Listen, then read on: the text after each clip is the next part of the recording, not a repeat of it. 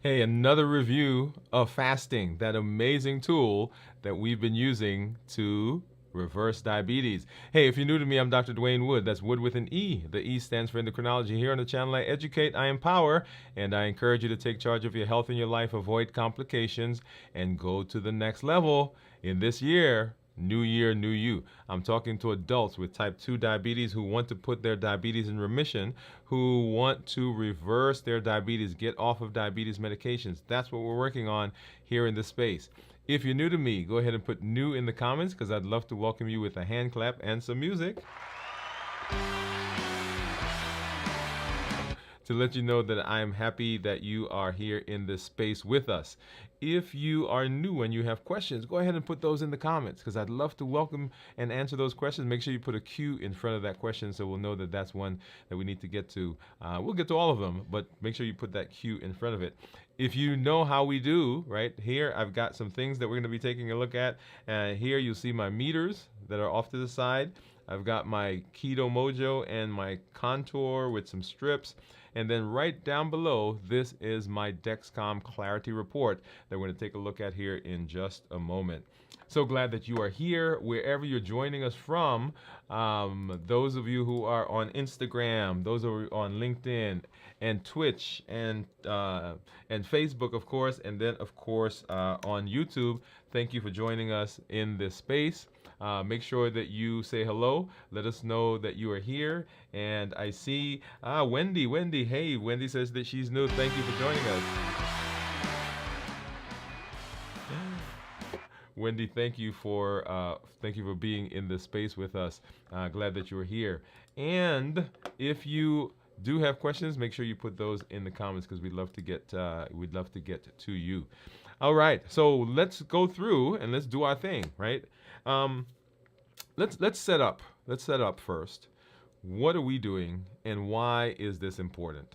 And so, for those of you who are out there, if you're just joining us for the first time, if you're just finding our channel, finding our content, or even if you've been here, let's kind of review what's going on. As we are working on reversing our diabetes, that is our plan. That is what we're doing. Diabetes is the prototypic metabolic disease. There are over 1 billion on the people on the planet that have diabetes or pre-diabetes. Okay, over 1 billion. And so our goal is to reverse the diabetes. That is, put the diabetes in remission, get you off of medications, and set you up for metabolic success. That is the goal. In doing that, there are several tools that we've learned, and one of the tools that we've learned, of course, is fasting. There are several that we've talked about. If you've not done so, go back and you can watch those on the channel. They're all in the playlist that's called How to Reverse Your Diabetes. So make sure you go there. But you'll see there several tools that we've learned. One of the very first ones that we learned was the tool of fasting. And fasting is a fascinating thing. We'll come back to talk about where that fits. But down at the bottom of that screen, you'll see also, even though diabetes is the prototypic disease, the metabolic disease, all of these other metabolic diseases, and that's not an exhaustive list, all of these also respond to the same types of treatment. Fasting being one of the tools that we're using. And so we want to know, how do we fast successfully? How do we do that so that we can set ourselves up for metabolic success? So if you're asking yourself, well, why are we fasting? That's the reason for fasting. Fasting is one of the tools. And the reason I love fasting, and the reason that we're using fasting, and the reason fasting has become such a big deal, is that fasting hits all the pillars as it relates to reversing diabetes. We decrease insulin, we suppress the appetite, and we reduce sugar. Those are the three pillars. How does that work? Well, if I'm fasting, by virtue of fasting, I'm not putting anything in, right? I'm not eating anything. I'm not eating carbs. I'm not eating any of those. And so by virtue of that, I've decreased the amount of sugar that I'm taking in. That's pillar number 3. When I decrease the amount of sugar, my body doesn't have to make the insulin, or as much insulin, or I don't have to take as much insulin from outside, for those of you who are on insulin. Or I don't have to take medications that force my body to make insulin. So I'm decreasing the insulin. That's pillar number 1. And because insulin is an appetite stimulant, when I decrease it, it automatically suppresses my appetite. You see how that cascade works? And then they begin playing on each other. They can begin feeding on each other. The one feeds on the other, and so on and so forth. As I improve my appetite, then I don't eat as much, right? So I'm decreasing my appetite. So if I'm decreasing my appetite, I'm not eating as much, then I'm not eating as much sugar. If I'm not eating as much sugar, then my body becomes more sensitive to insulin. And notice that second loop that's happening. And the same thing happens for lots of our metabolic diseases. In high blood pressure, one of the reasons that people have high blood pressure because of high insulin or hyperinsulinemia is that insulin makes the vessels less stretchy. That's a medical term. It makes it less flexible. And that means that the vessels are stiffer. That means higher blood pressure. You see that connection? In polycystic ovarian syndrome, one of the things that we believe is that the high insulin dysregulates the pituitary. We're supposed to have a pulsatile release of some of the hormones there, and the insulin level, the high insulin level dysregulates that, so people have abnormal menstrual cycles. Notice the connection. It all goes back to the insulin. And so our goal here in this space is to reverse our diabetes, and those are the pillars. And so now you have an understanding of why insulin or fasting is such an important part of that. It is a tool that we're using because it hits all of those pillars. Here at the beginning, I always go through and I do a check-in to let you know how I'm feeling physically. Right, these are the three places where people will have challenges, so we go through those. So physically, I am feeling energetic, and you can tell that, right? Just came from outside. I was walking, exercising, working on a series that we're doing, and so I was videotaping, and so I've got a lot of energy built up. I'm not feeling sluggish or I'm not feeling lightheaded. Yesterday when I checked in, I told you that I did a better job of hydration today, by the way. I did a better job of hydration, and so not feeling woozy. Also, not feeling any shifts in my energy. Right? A lot of times people will say, "Oh, I feel weak. I feel tired." I also slept well last night, which is I had not been doing over the last couple of weeks, but I slept well last night. So physically, I'm doing well. Mentally, I'm clear. I don't feel like although I'm clouded. I don't feel as though I am in a fog, right? That's another thing that people will say they feel during the fasting process. We'll come and we'll talk about that a little bit more. And then emotionally, of course, I'm pumped, right? So lots of good things have happened this week for me. Got connected to some people, some new people, had some opportunities show up, and I am just excited to be here. We've made it through another fast for this week, right? And I'll tell you, this week was a little bit more challenging because of the fatigue and because of all the things that were going on. But here I am at the end of the fast, and I'm sitting here hanging out with you. So I'm excited. All right, so let's go ahead and let's take a look at what my monitors are saying. And you'll see there on the screen, let's start there, that is my Dexcom, and it's saying that my blood sugar right now is 76 blood sugar. And we are 69 plus hours, almost 70 hours into the fast. Okay. And we're going to actually break the fast a little early today just so we can do it here on the show. Okay. So 70 plus hours, almost 71 hours. And then here is my Libre. My Libre says I'm 77.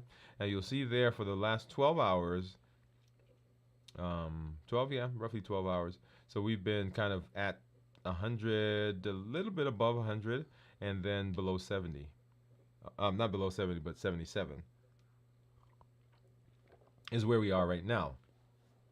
So let's go ahead and let's take a look at what my Keto Mojo and my Contour are saying. And let's go over here, and I'm gonna have to get another strip. These are, by the way, this is how, I don't think I've showed you this. This is how the strips come for each of those. That's for the ketones, and this one is for, all right, and that one is for the blood sugar. Let's get this out of the way. And so basically, I'm just going to rip one of these off. Put that over there. All right, so those are strips. And of course we have the one for the contour right here. So let's go ahead and grab that.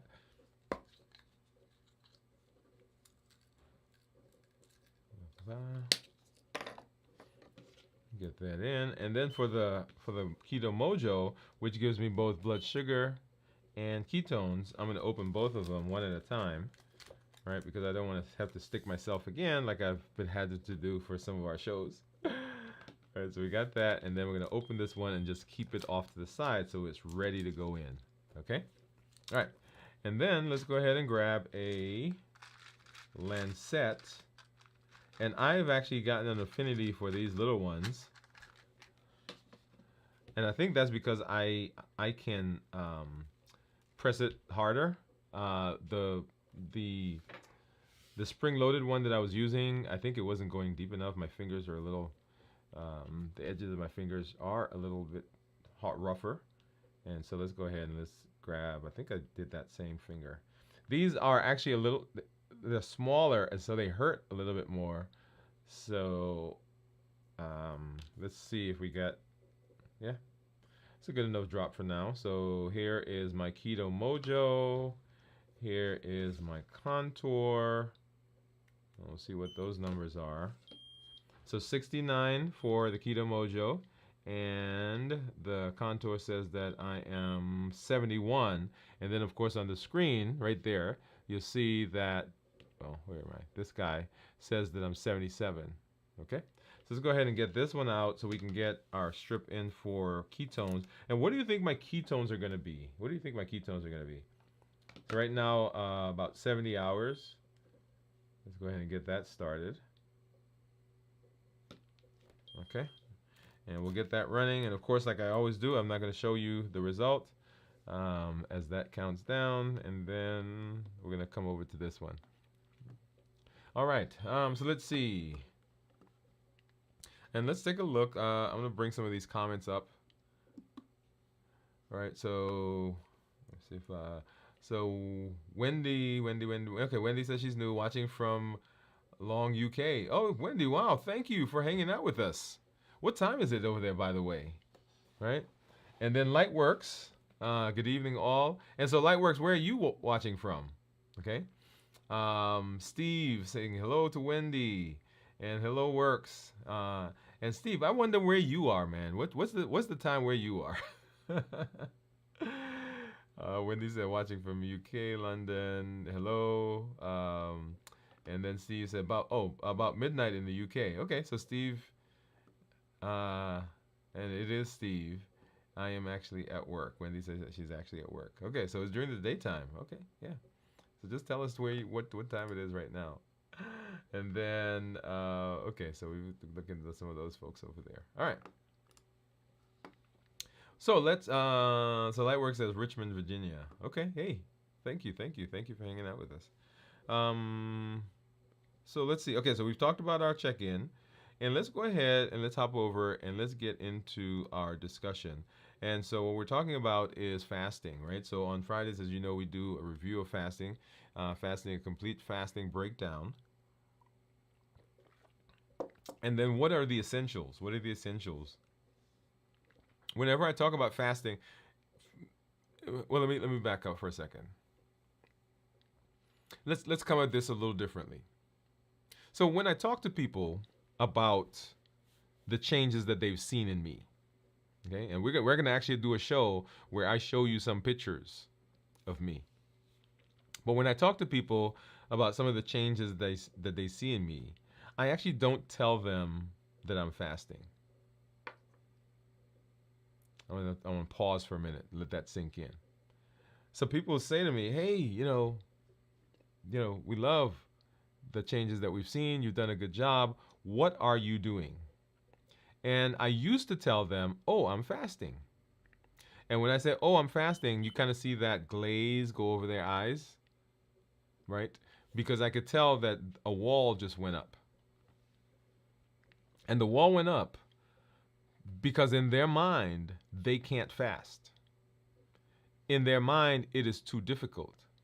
And so they don't want to hear anything else. So I would continue talking, and yeah, I could tell it's going in and it's coming out the other side. And for the moment, that person is lost to the process. So when people ask me now, hey, what have you done? I just said, I've struggled for a while with my weight. I've struggled with my blood sugars, and I finally found something that works for me, and it's amazing. And I stop.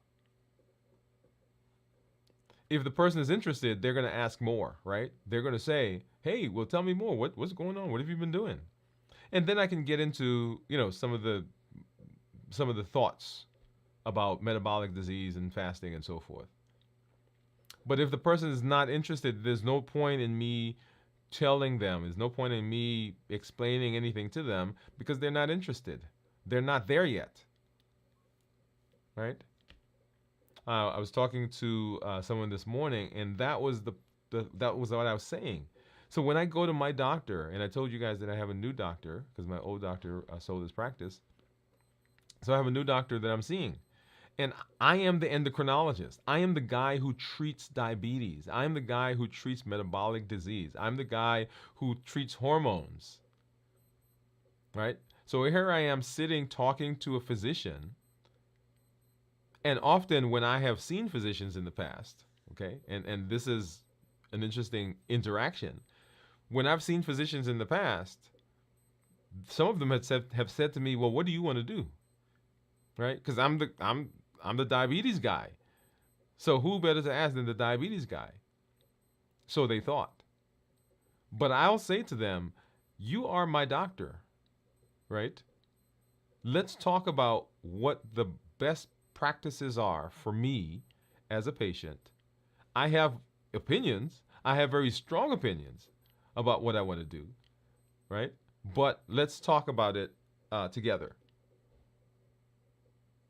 So I don't go in and say, okay, this is what we're going to do. As a matter of fact, there are some things I want to do that I haven't done yet because I haven't seen my doctor. My visit's coming up in a week or so. And so when I go, I'm going to say to him, hey, I'm thinking about this. What do you think? So in fasting, for those of you who are out there who are fasting and you are seeing benefits, people are going to start asking you about fasting. And you want to come at fasting as a tool. Notice I keep saying that fasting is a tool. It is not the ultimate. It is not the best. It is not the end all and be all. It is simply a tool that I use in my toolbox. There are other things that we've learned. And so the question becomes, if someone can't fast for whatever reason, and I'm going to say for whatever reason because I don't think there's anybody who can't fast. Let's assume somebody can't fast. Does that mean that they are doomed to not be able to reverse their diabetes? No. So fasting is simply a tool that we use. And it is something in my bag. I know it's a powerful tool, and I use it often. I think I told you about the toolbox that's in my garage. And in the toolbox, there are all kinds of tools. I've got Phillips head screwdrivers. I've got flathead screwdrivers. I've got hammers. I've got pliers. I've got wrenches. I've got, well, the nails are in a different box. But I've got all these tools. And down there in the toolbox, there's a chisel. Yep, chisel. You know what a chisel is? Yeah. Now, my everyday life doesn't call for chisels. Like I can't tell you the last time I used a chisel. But if I need it, guess what? It's in the box. It's in the toolbox. So I can go in there and I can pull it out at any time.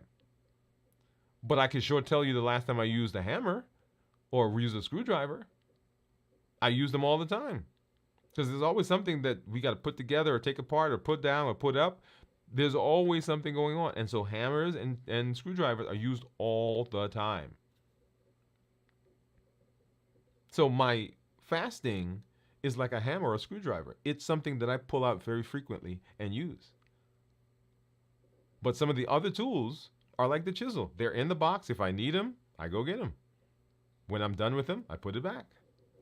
So I want you to begin thinking about the things that we're doing, thinking about the concepts that we're learning as you building up your toolbox, building up your repertoire of tools that you have access to, that you could then go to and you could pull it out and use it, and you can share that with other people. So what I don't want to happen is I don't want you to get the idea, and I don't want you to promote the idea to everybody that the only thing they can do in reversing their metabolic disease is to fast. It's amazing. It is powerful. It is revolutionary. But it's not the only tool. Okay? So I want to make sure I said that, because as I talk to people, right, people will say to me, "Oh, I guess I'm doomed." I actually had someone say that to me this week. I guess I'm doomed because I can't fast. Yeah. But we said, right, and we will say again, that you have unlimited ability. You have unlimited potential to chart the course of your metabolic destiny. So we're going to use all the different tools, okay? So when I talk about fasting, right, I break fasting up into 3 different segments. Preparing for the fast, actually getting through the fast itself, and then breaking the fast. And each segment, each of those is equally as important. How you prepare for the fast sets you up for the fast itself, and then how you break the fast has ramifications for the success that you've had and the benefits that you've received during the fast. If you didn't see our check-in from last night, our last episode, make sure you watch that. It was how do you break through a plateau? And we talked about some of the reasons that we have plateaus. And the plateaus come often because of something in one of those areas, whether preparing for the fast, going through the fast itself, or breaking the fast. Okay? And so we're going to spend our time, next couple of minutes, we're going to go through each of those phases, preparing for the fast itself, and then, of course, breaking the fast. So preparing for the fast. How do we prepare for the fast?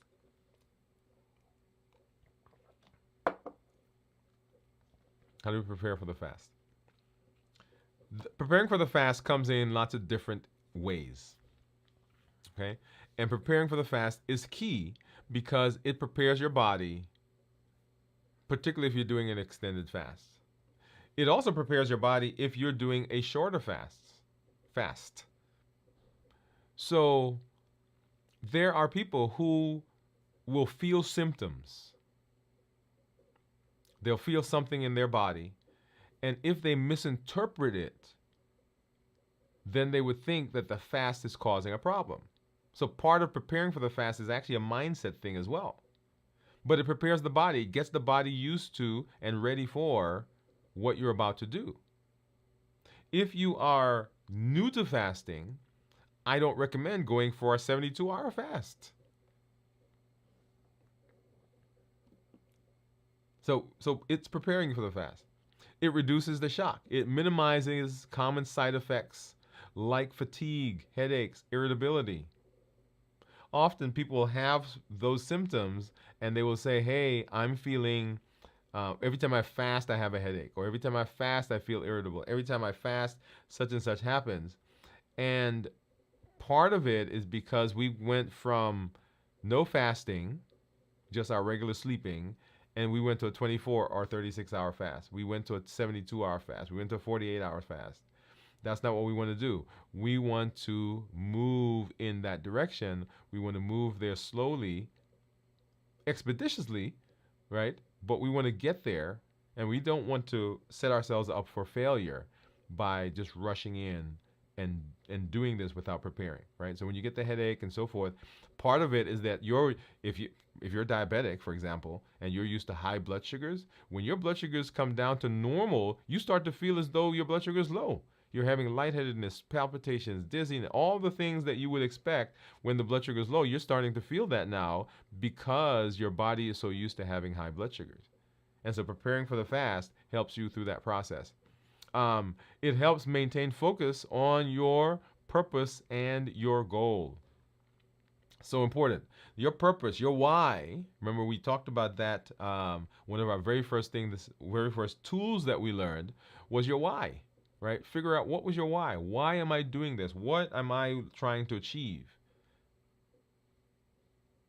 And when we're preparing, what we're doing is we're telling our body, we're telling our mind, we're telling our system that we are moving in this direction, and this is the reason why we do it. And so people will say, well, why do I have to keep reminding myself? Because it's important. It's a story that you're telling the brain. In fact, I'm going to get up here in just a little while, go tell my wife I love her. Why? She knows. I think. No, just joking. Right? But yeah, I want to hear it. Right? And it's the same thing here. You revisit the why, and revisit the why, and the why helps to boost your ability to get through the fast successfully. Okay? So why, that's why it's key. So mental preparation, number one. Fasting is not just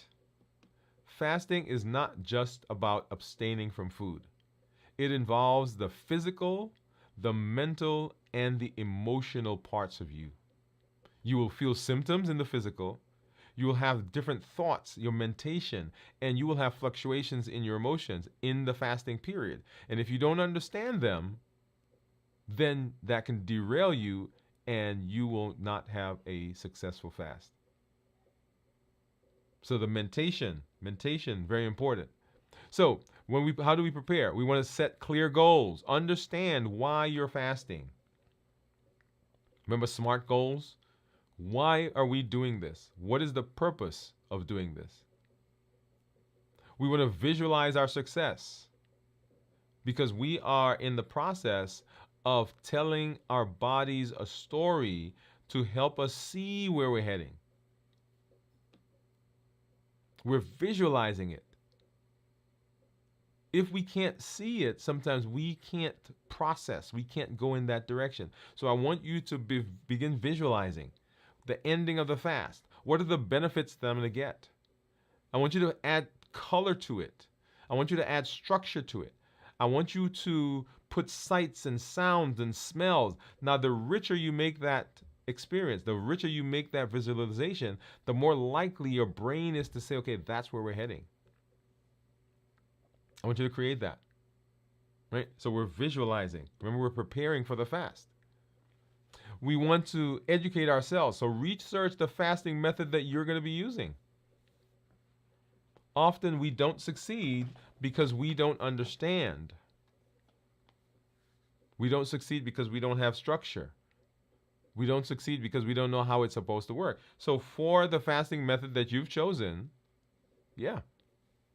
let's go ahead and let's research it. Figure out how does it work? What are the intricacies of it? We did a show where we broke down the fasting, different fasting methods based on how they work, the timing of them. And then we did a show where we broke them down based on the disease processes that they affect and what they help. So begin researching, okay? And then affirmations. Use affirmations to help you stay motivated during the fast. I am fasting for 72 hours. I am improving my metabolic health. I am doing what it takes to set my metabolic destiny. I am educating, empowering, and encouraging myself to meet my unlimited destiny. I am moving in the direction of changing my family dynamic when it comes to my health. I am improving my community by being a voice. I am improving my family structure. I am improving my family health. I am setting us up for success. Affirmations are important. They help to push us in that direction, and they help to keep us going when we may have those difficult times. And then nutritional preparation. What you do in terms of preparing for the fast is very, very important, because if you don't do a good job during the eating period, then the fasting period doesn't go so well. So you want not calorie dense, but nutrient dense foods. Calorie dense foods are those foods that have lots of calories. They can be highly processed, high sugar content. One of the things that I see often is someone comes into fasting and they do a great job in fasting in terms of, they fast for 24, 36 hours, but they struggle because in the eating period, that period leading up to the fast, they had lots of high carb, highly processed foods. Well, the high carb, highly processed foods will cause a spike in insulin as a result of the spike in sugar. Insulin, even though during the fast it's going down, the insulin was high to begin with, and it makes you hungry. It stimulates the appetite. And so those initial hours of fasting become very difficult. Not because fasting is difficult, but because right before we started fasting, we ate stuff that spiked my insulin. And that sets us up for not a successful fast. We want to increase our water and our electrolytes. Lightheadedness, dizziness, palpitations, all of those can come if we're not well hydrated.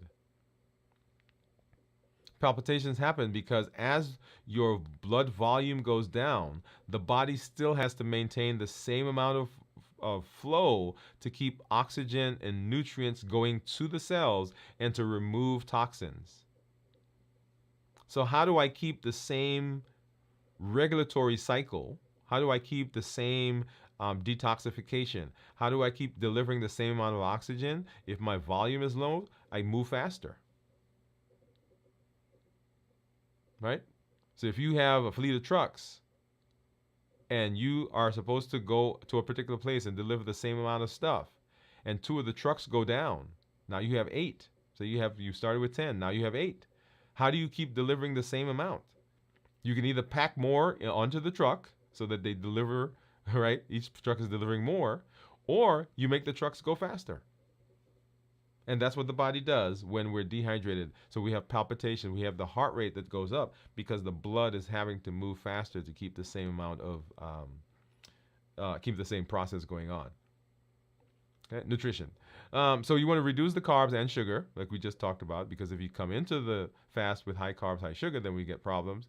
You want to increase healthy fats, because when you eat healthy fats in the preparation phase, it helps to satiate you, and it keeps you fuller longer, so we don't have that, oh my God, I got to go eat. Okay? It keeps you full. You increase water and electrolytes. We talked about that. And then you gradually decrease your eating window. Now, this is an interesting one, because let's say you're gonna start doing a 24-hour fast. If you currently only fast 7 hours when you're sleeping, that is for most of us, then going from that to 24 hours can be challenging for some people. And so what you want to do is you want to increase the amount of time that you're fasting, and thereby you're shrinking the amount of time that you're eating. So instead of going from 8 to 24, you go from 8 to 10 hours of fasting, 10 to 12 hours of fasting, 12 to 14 hours of fasting, 14 to 16 hours of fasting, 16 to 18 hours of fasting, 18 to 20 hours of fasting, 20 to 22 hours of fasting, and then finally 24 hours of fasting. And as you're doing that, when you get to 12 and 12, you're fasting for 12 hours, you're eating for 12 hours, or within the 12-hour window. Then when you go to 14, now you're fasting for 14, and you're eating during a 10-hour window. When you go to 16, you're fasting during 16, and you're eating during an 8-hour window. Notice that the eating window is getting smaller and smaller. And then gradually we get to where we need to be. Okay? So gradually reduce the eating window. And hydration and electrolytes, make sure that you are drinking plenty of water before the fast. Right? Ensure that you have adequate intake of electrolytes. And there are a lot of different products that are out there. Liquid IV is one. Gatorade has some. Propel has some. Lots of them. I don't mean to call the names of those because those are not necessarily ones that I'm promoting, but those are some that are out there, right? You may find one that you like. Herbal teas, green tea, chamomile tea, peppermint tea, all of these help with hydration, but they also help with relaxation. So it kind of calms you as you're moving into the fast. Remember, the first couple of hours of fasting can be a stress on the body for some people. And then physical preparation, right? You want to make sure that you are getting rest, right? You want to engage in light activity, walking. So I was just out walking. That's which we've been doing each day. Yoga is another one, right? Improves circulation, reduces your stress. You want to decrease strenuous activities unless you are doing a fasting workout. There is such a thing, right? And that's a whole nother conversation, right? Fasting workout. You want to aim for quality sleep. You want to have 7 to 9 hours of sleep. You want to rest, and we're preparing for that, right? Begin reducing caffeine because caffeine will stimulate you and keep you up longer, and you can have withdrawals during the time when you're fasting. And then you want to improve your environment. There are things that you should not have in your environment because you know that there are triggers. Yeah, right? Like I don't have nuts. Well, I did buy some nuts, by the way, you guys. I bought that yesterday. You want to clear your area. You don't want to go to places where you're going to be triggered. Like I think I mentioned last week, there's no reason for me to go down to the cafeteria at work because I'm not eating. But when I get down there, I see all the people that are there. They look like they're having so much fun in eating, and so I am challenged during that time. But I've done it to myself. I went into that space when I shouldn't have been in that space. So your environment preparation is very good. Okay, prepare distraction. So start thinking about what am I going to do? How am I going to distract myself during this fast? Emotional and social preparation. So you want to inform your family and friends that, hey, I'm getting ready to go into a fast. One of the things I love about what I do is that now people around me know that I fast. Well, it's good and it's bad because they remind me that I'm fasting sometimes when I don't want to be reminded. But my support group is all around now. All right, so my family knows it. You know it. When I'm at work, my patients know it. Right? I'm at church and people know it.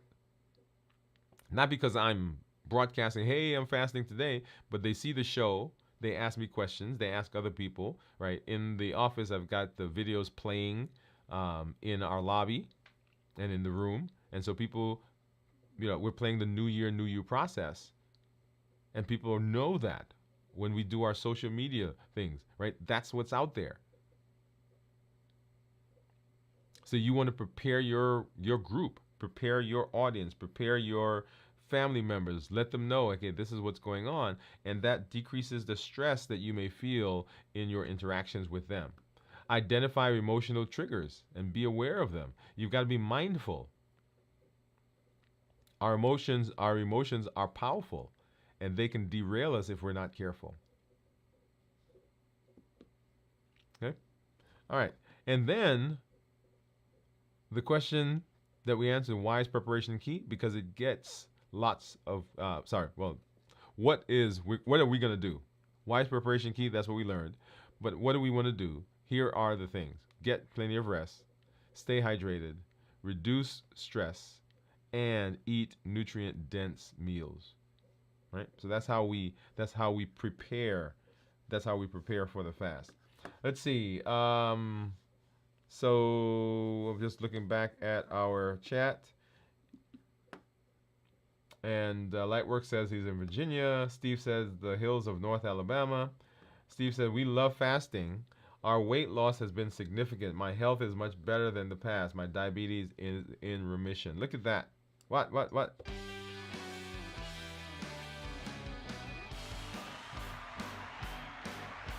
Steve. That's what we're talking about, man. Love it. Okay? That's what we're all about. How do we improve? How do we get better? How do we reverse our diabetes? All right. And so that was preparing for the fast. And then the second group of the second phase that we want to talk about is how do we get through the fast? What's going on in the fast itself? Um, what do we do? How do we get through the fast itself? And before I get there, I just want to hop back over and highlight a comment that Lightworks just made, and it says, "I would not have made the strides I have if not for fasting. This is a fact, not me wishing it." I love that. Yep. And so here I love that. And let me just hop on that for just a minute. The reason the reason that people will do things is when they see results. Okay? So once again, you don't have to like be the Bible on fasting. You don't have to do a treatise on fasting. You don't have to be the super therapist on fasting. But people are going to notice your improvement. They're going to notice the results that you're getting, and they're going to ask a question. And then you can share with them, okay, this is what I'm doing. Right? So I love that light works. Right? So it says, this is a fact, not me wishing it. Right? And you see yourself. You see the benefits. I see the benefits in me. And that's why I get excited when it's fasting windows coming up. Right? Because for so long, for so many years, it was a struggle. And now I have a tool I can grab onto, and I can use that tool whenever I want. I get to use the tool. That's a whole nother conversation for us to have. All right. So how do we do? What do we do in terms of our fasting? All right. Let's move through that. And I usually break fasting up into 24-hour blocks, but we do it here typically a little finer. Usually when we talk to people, it's a 24-hour, then 48-hour, then 72 hours, then 96 hours. But here we're going to do it a little more finely. And so we're going to talk, first of all, about the first 6 hours, 0 to 6 hours. And 0 to 6 hours really is that time when the body, it's called the postprandial. Let me put that back up there for a minute. It's the postprandial phase. So from 0 to 6 hours, the postprandial phase. And the postprandial phase is really when your body is absorbing food. You've just finished eating. The blood sugars are higher, right? Because you've been eating carbohydrates. Insulin level is higher. There's not a lot of ketones in your blood, right? Because you have enough carbohydrates there for the body to be able to run and function there. Energy levels are high because you have ready access to that sugar. I often tell the story. It's kind of like, in that drag race where two people are racing and one of them is losing, and they reach over and they hit that switch and they pop it, and the car goes. You like my car sound? Yeah. So I imagine that what's in that tank is sugar. Because when you get sugar, you get lots of energy. The thing is, just like in the tank though, that tank, you go fast for a while and then it starts to wane. And that's what happens with sugar, with high sugar. Your body gets it and you get lots of energy right away, but then that sugar kind of goes down, and now we get that, oh man, I feel so drained. Right? So first 0 to 6 hours postprandial phase, and what's going on is absorption of all the nutrients from the food. The body's breaking it down and is bringing it into cells. And then the 6 to 12 hours, this is the early fasting phase. And in this phase, the blood sugars are now starting to go down because the body's sucking it up into the cells. So those levels are going down. Insulin levels are going down because remember, insulin and sugar goes together. So the sugar comes up, insulin then comes, and insulin brings the sugar down. So as the blood sugars are going down, so is the insulin level going down as well. And the body is now going into glycogenolysis, right? This is taking the stored energy and turning it back into sugar. Now, this is an interesting part here, a conversation to have. You go to the grocery store and you buy food. And say you go to one of those places where you can buy like a, 20-pound bag of rice for $2. Well, you come home and you don't cook the whole bag of rice. You take some out and you cook it. and the rest you put in the pantry, right? So it's off there. It's waiting for when I need it. Well, the ones that the part that you cook, most of us actually cook more than we will eat at that one sitting. And so you've cooked some rice, and the family's eaten, and the leftovers go into the refrigerator. So notice we have three different components of the rice that we bought. We have this part that we're going to eat, which is going for immediate energy. We're going to put some in storage, well, in the refrigerator, which is the leftovers, which is readily accessible, right? We can go there at any time and get it. That's the liver. And then the bag, we're going to take that and we're going to put it in the pantry, and that's the long-term storage. That's the fat cells. Before I go to the pantry to get anything, I've got to deplete the ones that are in the liver, and before I get to the liver, I got to deplete what's in the blood. All right, so notice that process. And in the process of the glycogenolysis, in the postprandial phase, I've taken that and stored it, right, in the liver. And now in this early fasting stage, the body is now going back to the liver, the refrigerator, and pulling out what's there. It's readily accessible. All you have to do is warm it up. So the body goes to the liver and it pulls out what's there readily. Getting it out of the fat cells, out of the pantry, is a little bit more work compared to just going to the refrigerator, grabbing it, putting it in a plate, microwave, eating it. Okay? All right. And then the next 24 hours, when we talk about 12 to 18 hours, this is where we're transitioning to using fat. So glucose levels are continuing to go down. Insulin levels are continuing to go down. The liver now is saying, okay, we need to start thinking about where we're going to get energy from. And so it starts to release some free fatty acids, which are coming from the fat stores. Okay? The liver starts gluconeogenesis. This is where it's making sugar from non-sugar sources. So it's now going out and it's finding the fatty acids or free fatty acids. It's finding the triglycerides. It's breaking off the fat part and it's taking the glycerol and it's converting it to sugar. Right? So energy levels may dip during this time as the body's making that or thinking about making that transition or in the process of making that transition. And then 18 to 24 hours, right, ketosis begins. And so you begin to see ketones in the blood. The fat oxidation is increasing. And the body is now saying, hey, my glycogen, the refrigerator is empty. Right? I have no more rice in the refrigerator. I need to go find some rice in the pantry and get that ready for us to eat. Right? I love that. I love that analogy. I'm gonna use that one. So refrigerator, eating, cooking, eating, then the refrigerator, get some storage, and then the pantry is the long-term storage. Think about that, right? You heard that here, by the way. Okay? So once again, we're talking about fasting, and we're talking about the actual fast. We've done the preparation for the fast. Now we're actually going through the fast, and we've been doing 12-hour blocks or 6-hour blocks. So that's up to 24 hours. And then we get into the beyond 24 hours, 24 to 36 or 30 hours. This is our fat adaptation. So the body is now switched over, and it's burning in earnest fat to make energy.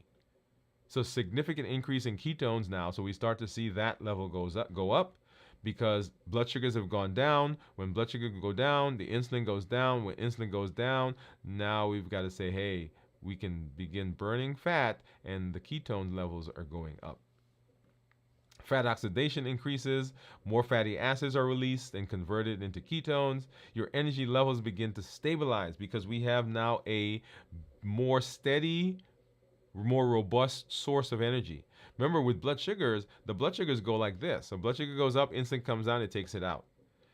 And then it goes and finds some more and then raises the blood sugar, and then insulin comes down and takes, right? So we're always on that roller coaster. But with the fat, right, we have ample amount of fat, most of us. And so the body is continually in the process of producing that. It's a steadier, more robust source of energy in the body. And I love that. right? I gotta think of an analogy for that. Somebody, if you're out there, what's an analogy for that stable sugar or stable energy? I often think about superheroes. Maybe Iron Man, right? Remember when he had the old arc reactor and it was kind of fizzing, right? And then he takes that out and he puts the new one in, and it's like, oh yeah, yeah, yeah, yeah, yeah. Maybe that's what I'll use. Okay. All right. So adaptation is going on, and so we are now fully in the ketogenic state. And we are running on ketones. We've got that source of energy. We've got mental clarity. Autophagy has started during the 18-hour, and I don't think I mentioned that. Autophagy, which is the cellular cleanup process, is going on, and it is in full force now as we move further into the fast. That's our 24 to 30 to 30 hours. Yep. Love it, love it, love it. And so when we talk about fasting, once again, we have our preparing for the fast, we have our fast, and then, of course, we have breaking the fast. And how we break the fast is just as important as how we get into the fast. So let's hop into that. So in the fasting process, I want you to know that I recommend for everyone that we monitor blood sugars. I'll pause there, put a pin. I recommend you monitoring the blood sugars because we want to know how various activities, how various emotions, how various foods are affecting our body. So that's the reason for monitoring blood sugars, because you can then make some decisions about things you eat or not eat based on those blood sugars, based on the monitor that you're seeing. So make sure, right? So monitor, monitor, monitor. Did I say that enough? Monitor. And then you want to talk about portion control. Now, a lot of us, and when we are not mindful, when we're not careful, when we don't plan, we end up eating more than we should because we're not mindful of portions. So even good things that you can eat too much of them. Right? And everybody talks about the different meal plans, different eating plans. You know somebody on all the different meal plans who is still overweight, who still has diabetes, who still has all these things. And part of that could be, because part of the blood sugar issue could be the portions. It's not like they're eating horrendous things, right? They're not throwing back donuts and eating ice cream and drinking tons of juice, but the amount that they're eating of the things that they're eating sets them up for metabolic disease. So portions are very, very important. Make sure that you're mindful of that. And then eating slowly. When you eat slowly, you give yourself a chance to savor and enjoy the food. If you're eating fast, when you just shove it in and just gobble it down, then it doesn't even register and we don't enjoy it. But when we are taking our time, when we're eating slowly, then we can enjoy the process. We can enjoy the food. We can feel the textures. We can sense the flavors and all the richness that go around the experience. And then we enjoy it more. We're more satisfied and we're less likely to go and try to get more. Okay? And then, of course, avoid sugary, highly processed foods. That is important because the highly processed foods, highly sugary foods, will stimulate the appetite. And when the appetite is stimulated, it's on, right? That sugar, it's almost like it. I was gonna do something else, but it's almost like trying to not breathe. Right? Hold your breath. See how long you can hold it. Eventually, you're going to breathe. Why? Because the body says, hey, let's breathe. And the hormones are like that. When insulin comes out, it will push you in that direction. So we want to make sure we're hydrated, just like during the fast and just like preparing for the fast. We want to make sure we're hydrated. We want to make sure that we're using water. You can use water, coconut water, unsweetened. Herbal teas are very good because they also continue to soothe you. Proteins, make sure you're eating good proteins because that will help you stay satiated longer, right? That means that you're feeling fuller longer. If you're eating things that are just going away, highly processed foods, then your body's going to say, hey, put something else in my stomach. So eggs, chicken, turkey breast, tofu, tempeh, all of those are things that you can eat in that post fast period. Healthy fats, avocados, nuts, seeds, very important, very good. I've got some nuts that I'm going to um, throw on what I'm going to break my fast with. I have it here in the bag. Just a minute, I'll show that to you. I brought that home from the office. All right, and then broths, right? Vegetable broth, bone broth. Those are all things that you can use for breaking the fast, and also they help you to stay hydrated, and they can help you maintain some ketosis even though you're eating. You're putting calories in, but because there's not a lot of carbs, you can extend the ketosis. Okay? Beautiful, beautiful. And so, considerations when you're breaking the fast, choose foods that help you maintain stable blood sugars. You want to use low glycemic index. Those are foods that are glycemic index of 50 or less, lean protein, healthy fats, and of course, maintain good hydration. Maintain good hydration. All right, so let's hop over and let's take a look really quickly at my glucose report. And then we'll come back and we'll take a look at what my Keto Mojo says my ketones are. All right, so, but right below that is my report from my Dexcom Clarity. Let's start with this view. I like this one. Okay. So you'll see there my average blood sugar is 128. And let me grab my mouse. There we go. So yeah, so 128 is what you see there. I'm in target 94% of the time, and that target is 70 to 180 with a glucose management indicator of 6.4. So if I were to get an A1C based on this number, this average, then my A1C would approximate 6.4. It's not an absolute, but that's what I would expect it to be. And then if I do a 90-day, this is probably going to be like 135 or something like that. 134 is my average with a glucose management indicator of 6.5. And I'm in target 87% of the time. 70 to 90 is my target range.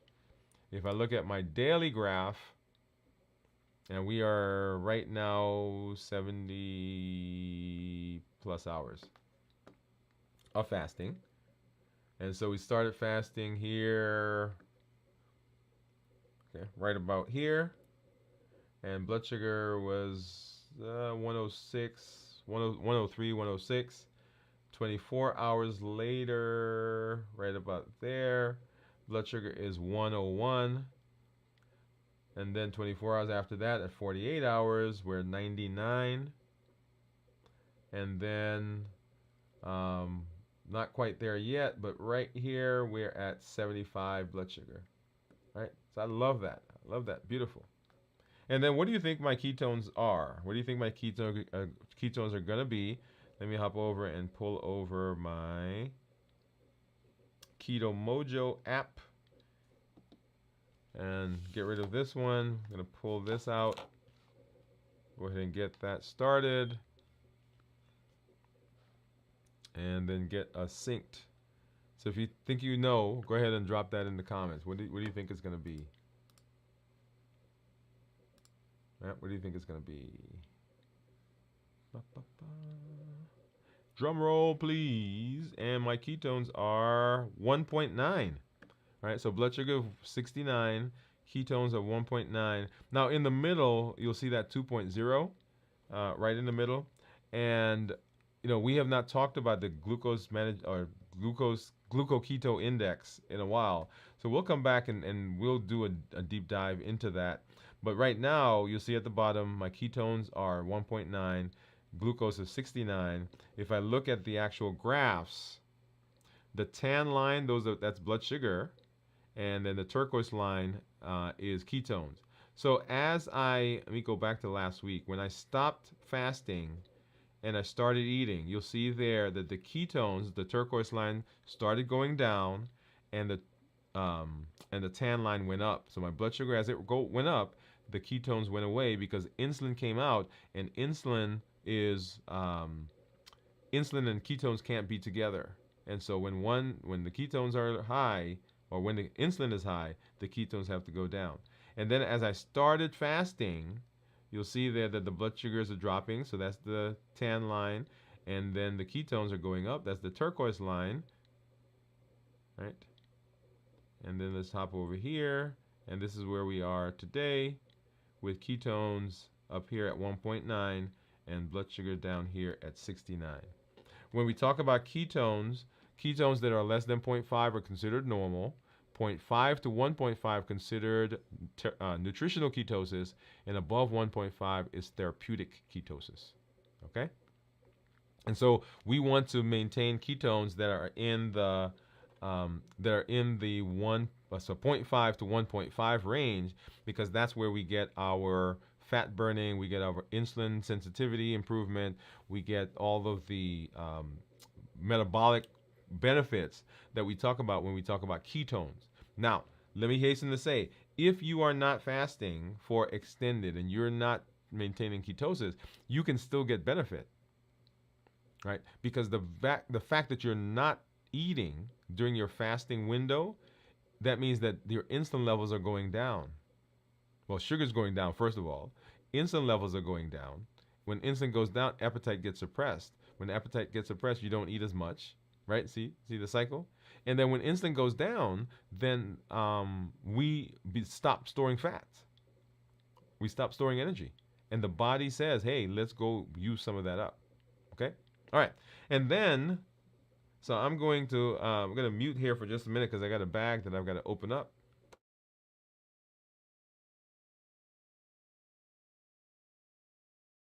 Because I'm going to show you what I'm going to break my fast with.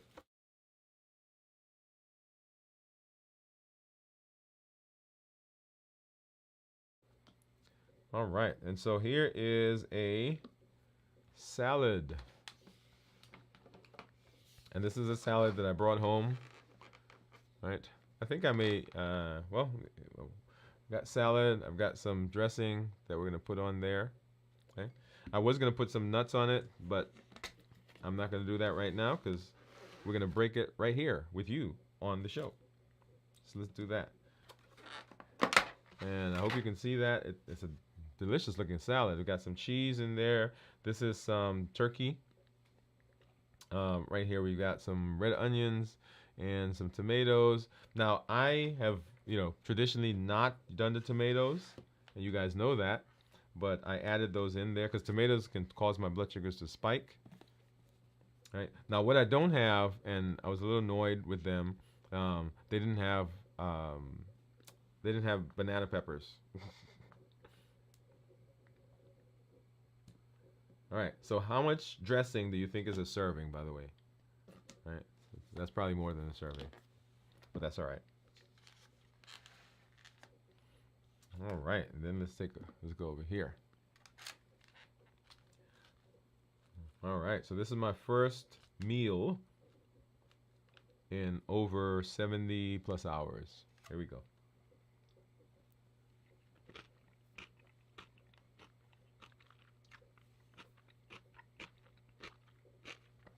Wow.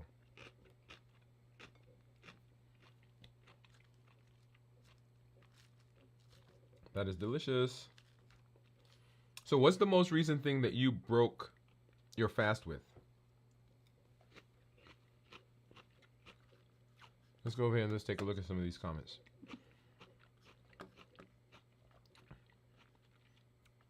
Hey, Jennifer. Jennifer said, howdy from Nebraska. And Teresa's saying, hey, doctor and everyone. Steve saying, hello, ladies. Steve was guessing 1.9, and we were 1. What were we?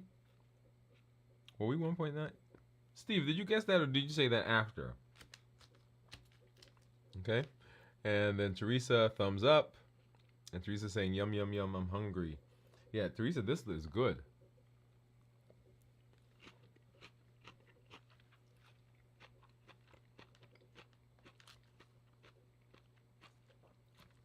Now, I was going to use some broth. That was the plan. Well, broth and then the salad. But I went walking, and I came back right before the show.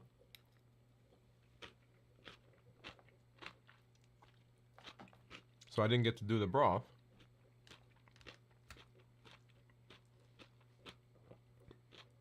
Mm. You know what? What people like, and this is all in the science of food, right? People like textures. Like I love the crunch.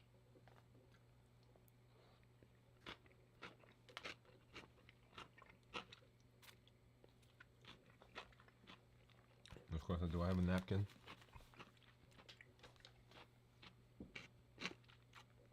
I love the crunch. I love the flavors, the textures. So amazing.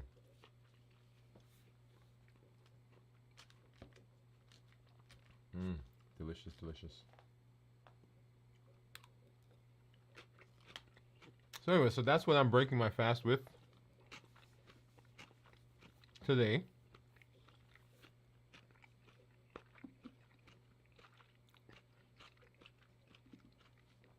Delicious. You see that here?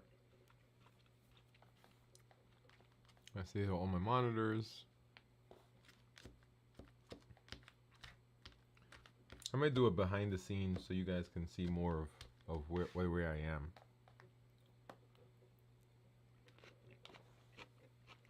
am. All right.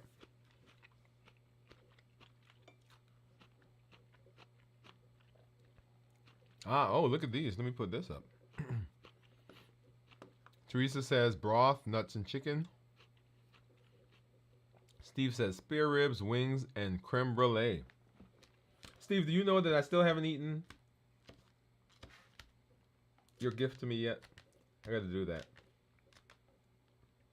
It was at the office,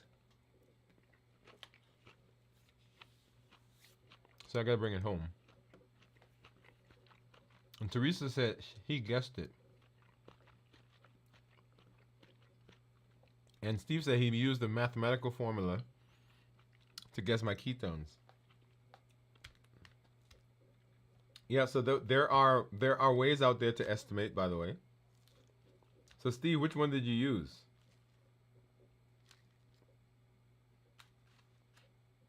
Yeah, which formula did you use?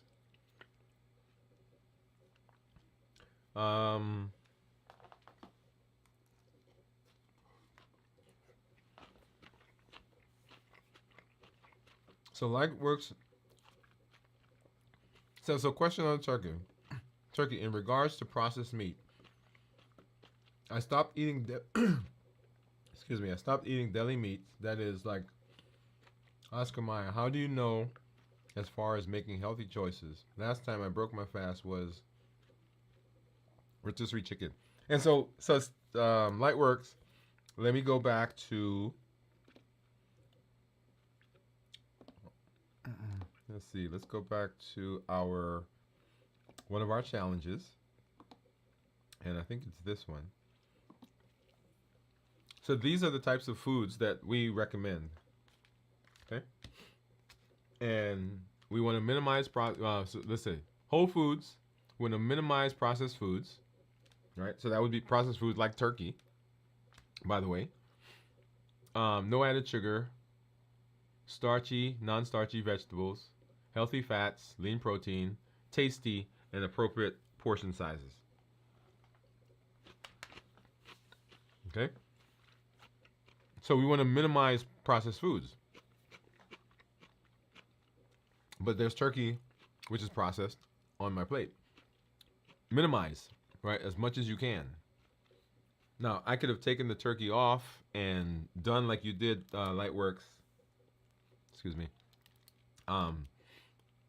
To put rotisserie. Yeah, so that is healthier. Let me say that to you first of all. That is healthier than the turkey, than the processed turkey. So you are absolutely correct. Too many ketones and added. Oh, took my ketones and added 0.5. Oh. Yeah, so Steve and I tend to have ketones that are similar to each other. I think the last couple of times we've been off.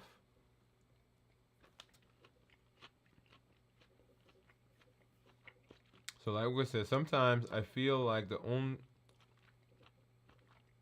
mm, sometimes I feel like the only thing I have left to eat is cardboard. Mm.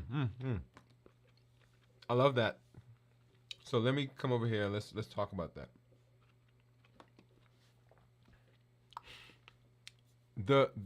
There's this idea of deprivation. So remember when I started the whole thought, I said I don't tell people anymore what I do in terms of my improvement in my metabolic health unless they ask. And the reason I don't tell them is because of this idea of deprivation. We've convinced ourselves, medical community and everyone else, that we're depriving ourselves. And I want to let me tell you a scenario. So I love westerns. I don't know why. I think my dad liked them, and so yeah, I like them. You know, Bonanza, Gunsmoke, Big Valley, all those movies. And so I imagine one of these movies. And I don't think I've ever seen this scene in a movie, but I imagine a kid is sitting on the back of one of those wagons that's going across the country, and they're going, and the adults are talking up front, and the kid is on the back, and he's cutting on a piece of wood, carving something, and the wagon hits a bump, and the kid falls off.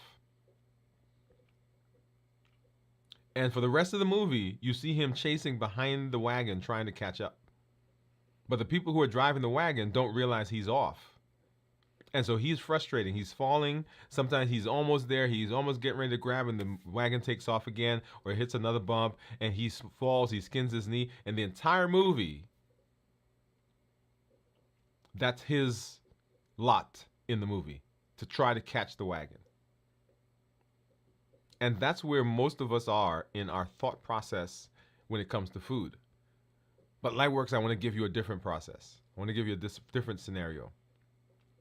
I want you to imagine that same movie, and there's a stagecoach, and we are on the stagecoach. That kid is on the stagecoach, and the stagecoach pulls into a town, and the kid looks out, or you look out, and says to himself, hey, this is a nice town. I'm going to get off here, and I'm going to look around. I'm going to see what's here. And when the stagecoach comes again, I'll get back on. Because we know a stagecoach is coming tomorrow, or the next day, or next week, or whatever the schedule is. We know when the stagecoach is coming. And when the stagecoach reaches the town, we get back on.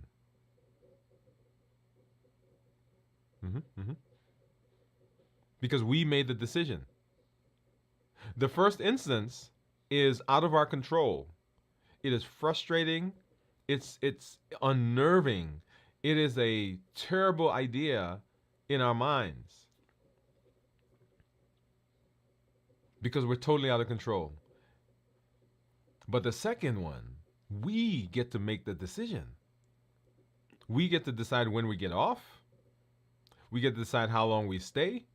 We get to decide when we get back on and continue our journey.